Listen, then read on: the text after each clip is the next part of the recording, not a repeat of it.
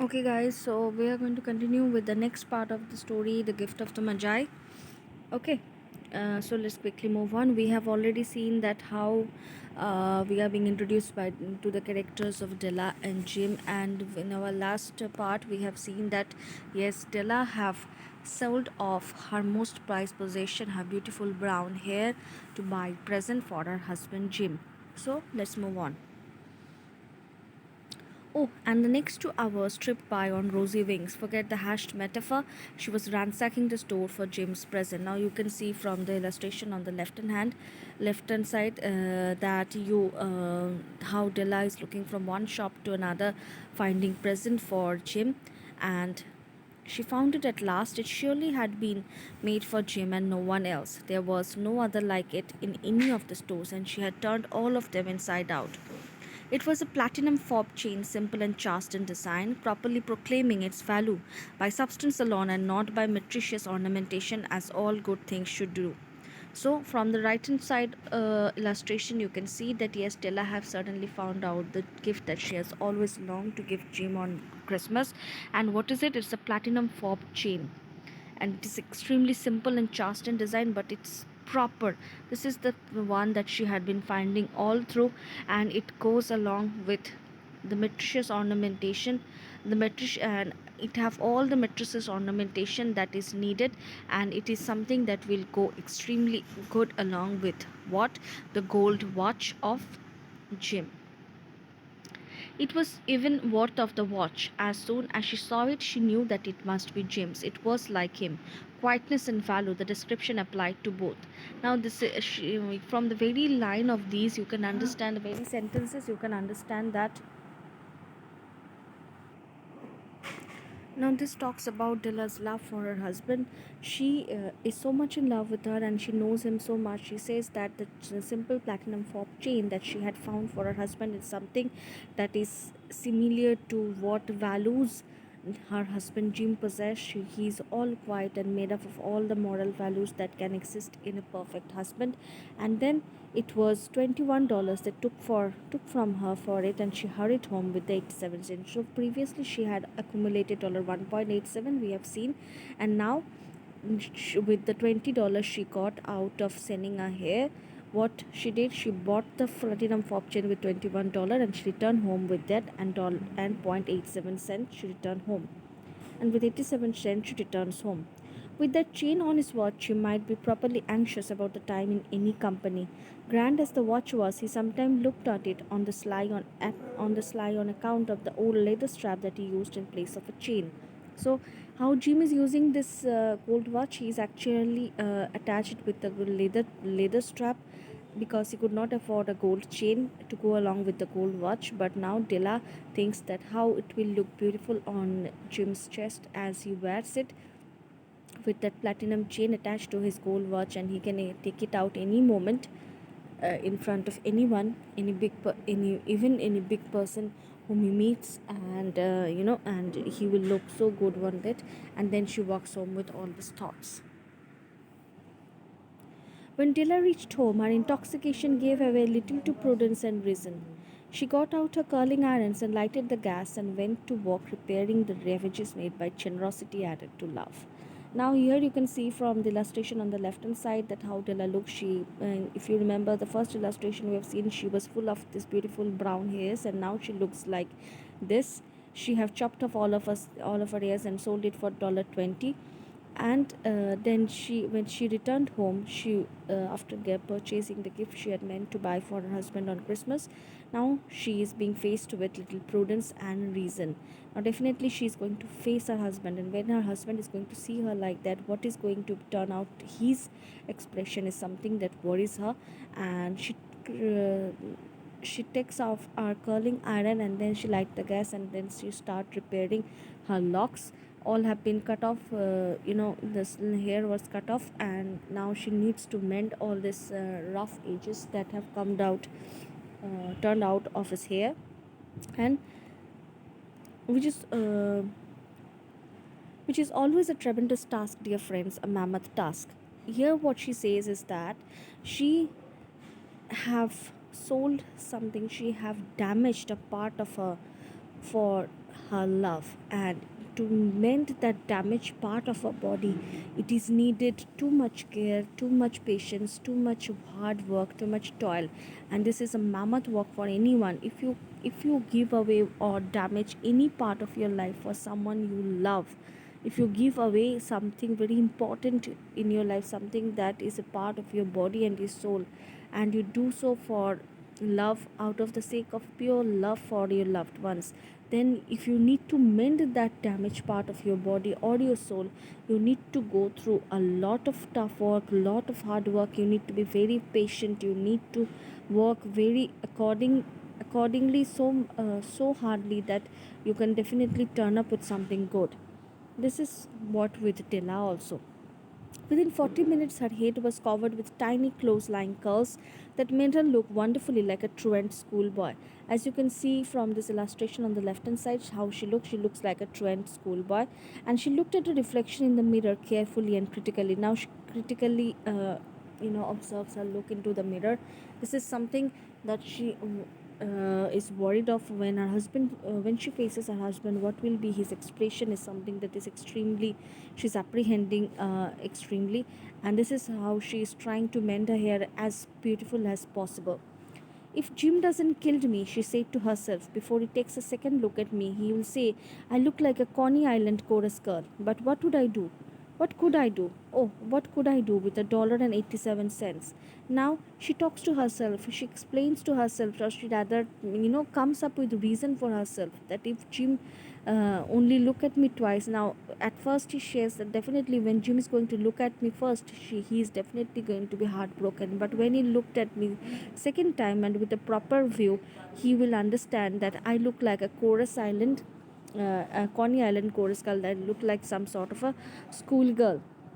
And then she says to herself that what could I have done if I had have not sold that part of my prized possession. If I had not sold off my prized possession, what could I have done? I would have to do what? I would have to look after.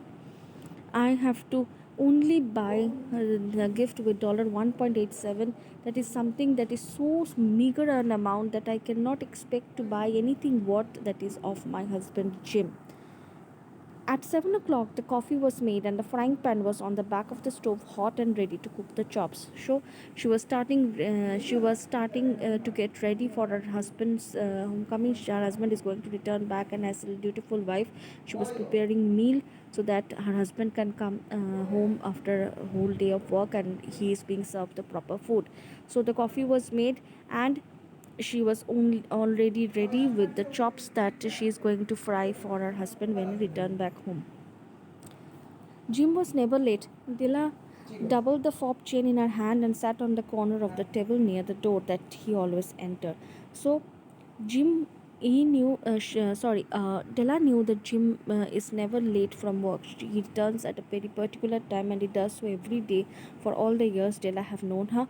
And so, Della did what? She sat on a small stool near corner of the table near the door, and that the door from which Jim is going to enter, and she sits with the chain in her hand. Then she heard a step on the stairway down on the first flight, and she turned white for just a moment. As soon as she heard her husband's footstep on the stairway, she turns white. She is all full of apprehension that her husband is going to react very absurdly the moment he have a look at her.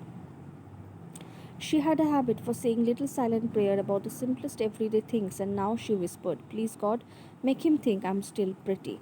The door opened and Jim stepped in and closed it. He looked thin and very serious. Poor fellow, he was only 22 and to be burdened with a family. He needed a new overcoat and he was without gloves.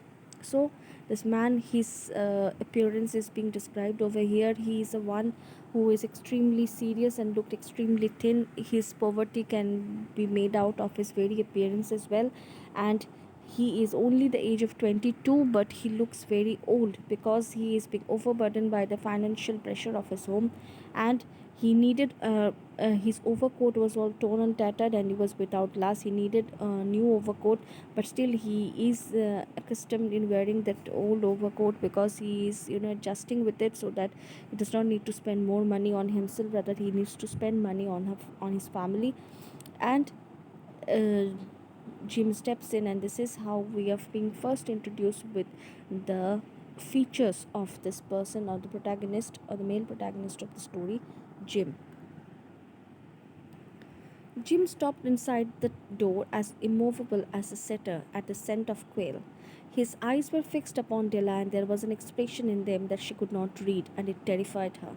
So, the first expression you can see in the illustration on the left hand side, the first expression that Jim gives after looking at Della is something that he is being horrified. He is being taken aback, suddenly something he is left at awe. And this is something that Della was apprehending from the very first time she had returned home after selling off her hair. And this is something that she was being always terrified of. It was not anger, nor surprise, nor disapproval, not horror, nor any of the sentiment that she had been prepared for. He simply stared at her fixedly with that peculiar expression on his face. Now, the expression that was prevailing on Jim's face was not something like disapproval or horror or any of the sentiments that Della have thought that she will deal with when Jim comes on. Della was definite that definitely Jim is going to react in some way or other, and she had been she was ready with answers of all sort.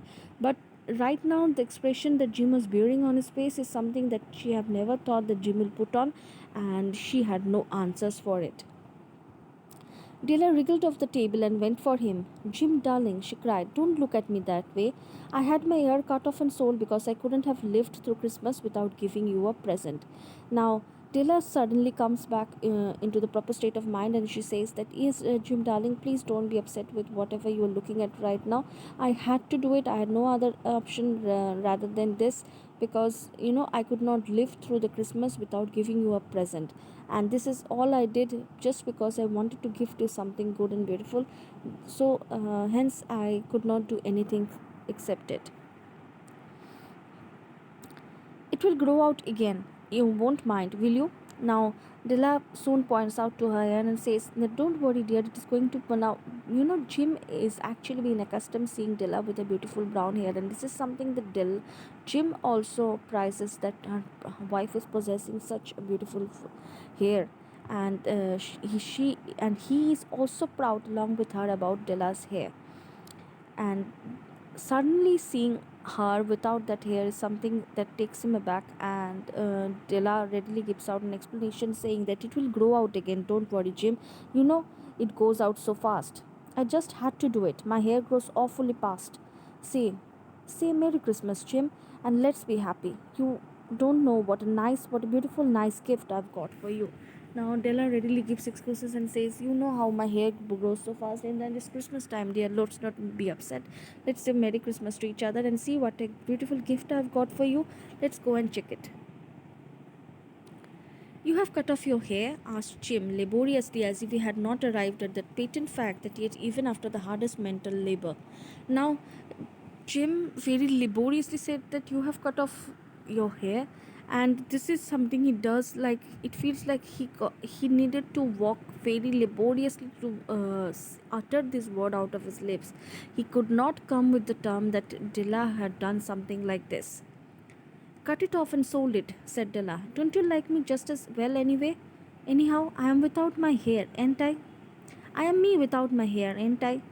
So Della says that what she did, she said, "Yes, I did, and I sold it off," said Della. So, and she says that I have only changed my appearance, but this is me, this is your Della that you have loved so much for all these years. So, can't you accept me without my hair? This is me, but I'm just without my hair. I have not changed, just my hair appearance have changed." Jim looked about the room curiously. "You see, your hair is gone," he said with an air of almost idiocy. Now he is being living in a. Suddenly, Jim is being pushed into a trance. He could not figure out what is actually happening in here. He could not even thought. He could not even believed. He could not even believe something like this will happen in his worst nightmares. That he is going to see Della without a hair. And he says with almost idiocy, looking around the home, looking around the room, and saying that his hair is gone, with an effort, like he is going to find her hair somewhere lying around the corner of the room. "You didn't look for it," said Della. "It's sold, I told you, sold and gone too. It's Christmas Eve, boy. Be good to me, for it went for you." Maybe the hairs of my head were numbered, she went on with sudden serious sweetness, but nobody could ever count my love for you. Shall I put the chops on, Jim? So Della said, you don't need to look for the hair. I told you, now I have sold it out. It's gone. And I have did it for you. You know, it's Christmas Eve. So let's not fight about, let's not quarrel about what have happened. All I did is because I love you. My hairs in my head can be numbered, but my love cannot be counted. The love that I hold for you is uncountable, and something that is ever living, something that cannot, is so unconditional that I can give away my prized possession just for you. So, and saying that, she says that, let's get ready, let's eat something up, you have come back home from work. Out of his trance, Jim seemed quickly to wake. He enfolded his Della.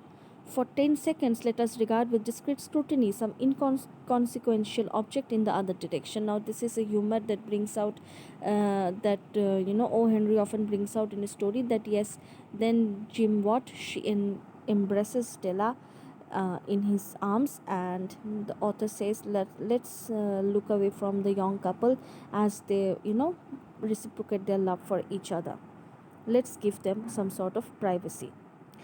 $8 a week or a million a year, what is the difference? A mathematician or a wit would give you the wrong answer. Now, the thing is that A.R. O. Henry says that whether it's $8 a week or a million a year, a mathematician or a wit would give you the wrong answer. Whether love can exist between a couple who have $8 a week or someone who is earning million a year, love remains in any form. Love is not something that can be, that can be counted on with pennies, that can rest on how much earning is being made by your loved ones. Okay, there may be financial stringency, there may be problem, there may be economic problem, but still love exists between people who are there.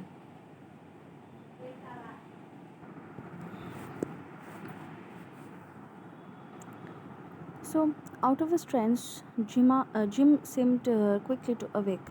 He enfolded his Stella for 10 seconds, let us regard with discreet scrutiny some inconsequential object in the other direction. And this is the humor that is brought out in O. Henry's story. He says us this, that Jim, as soon as he hears it, that Della have sold off her prized possession just to buy something beautiful for him on Christmas.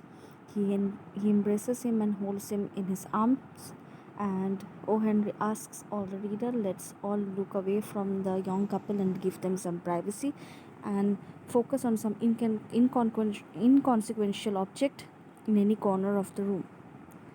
$8 a week or a million a year. So, as we are discussing that, yes, $8 a week or maybe a million a year, who can say that love exists? Love exists in which form? Now, it is not about the money.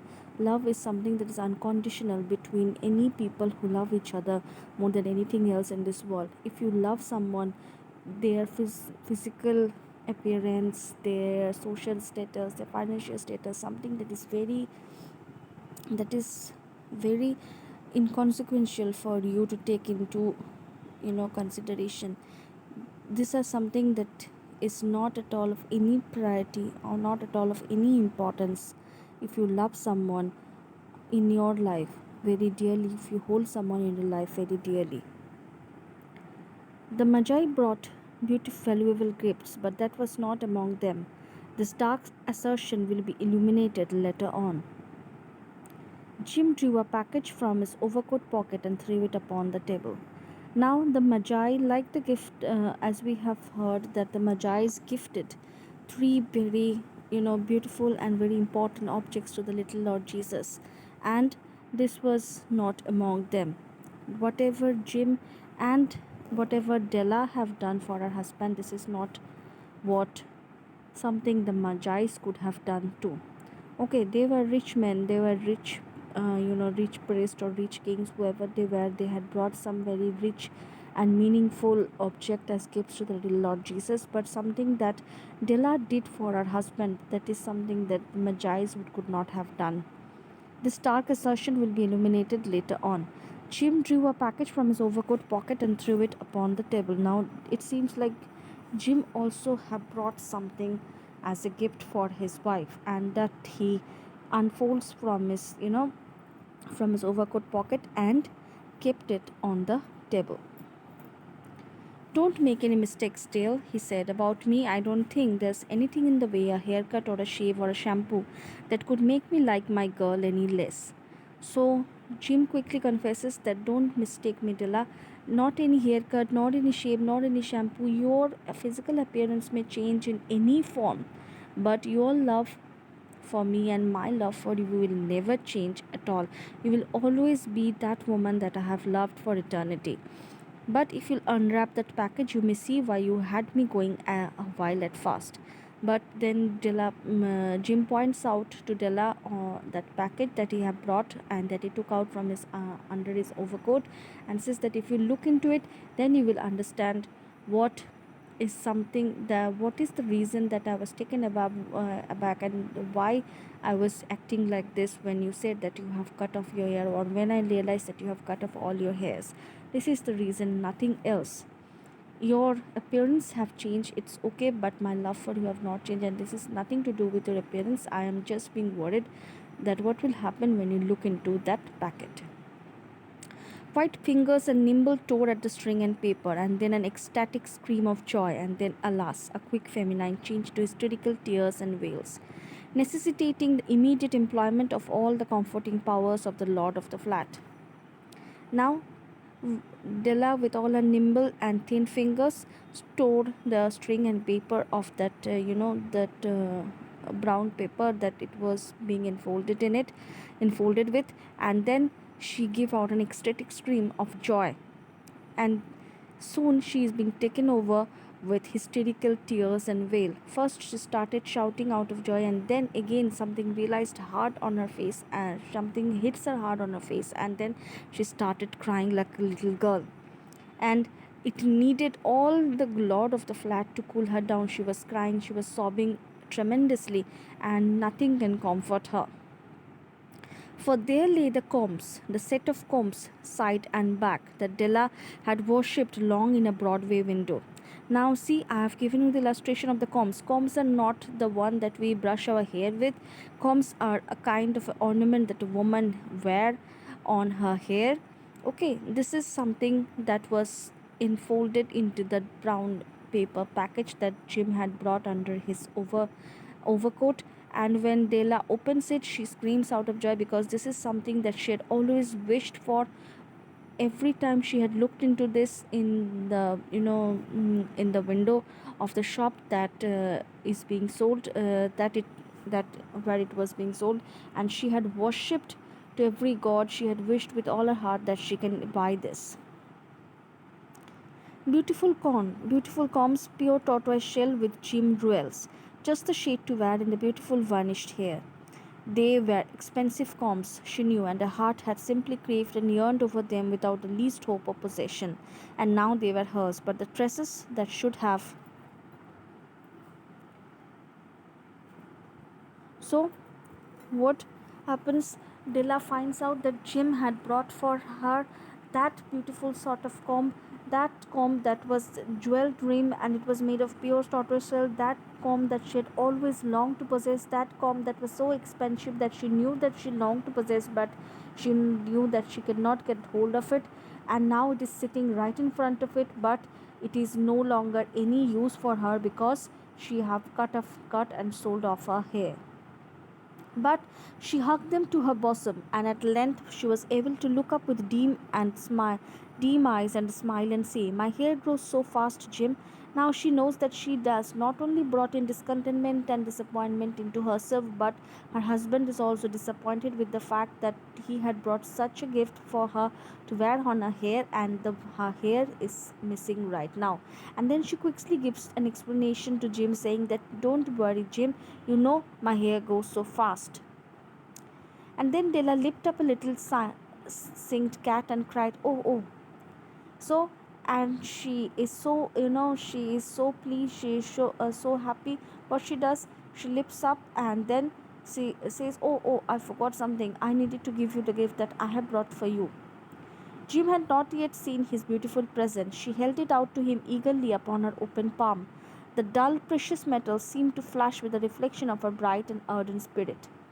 Isn't it a dandy, Jim? I hunted all over the town to find it. You'll have to look at the time 100 times a day now. Give me your watch. I want to see how it looks on it. Now Della holds up the present that she had brought for her husband, and she says that, isn't it beautiful, Jim? Now it will look so good along, and it will go match along with your watch every time you look into it, and you will feel so good about it. Come on, give me your watch and I will attach it to it, and let's see how it looks. Instead of obeying, Jim tumbled down on the couch and put his hands under the back of his head and smiled. Dale, said he, let's put our Christmas presents away and keep them a while. They are too nice to use just at present.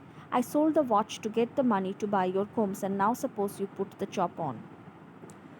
So, what Jim declares Jim declares that then let's put away our Christmas present because it's unusual right now. Because what I have done, I have sold my gold watch to buy you this set of combs that you have all longed for. So we find out that not only Della, not only she have sold off her hair to buy a present for her husband that is so worth of him, but Jim also, he have sold off his most prized possession, his family heirloom, that gold watch that comes down from his grandparents to him, and he have done so just to buy that pair of tortoise rimmed, tortoise shelled and gold rimmed, jewel rimmed combs for his wife Della. So they have both sold their most prized possession out of the love for their most loved person.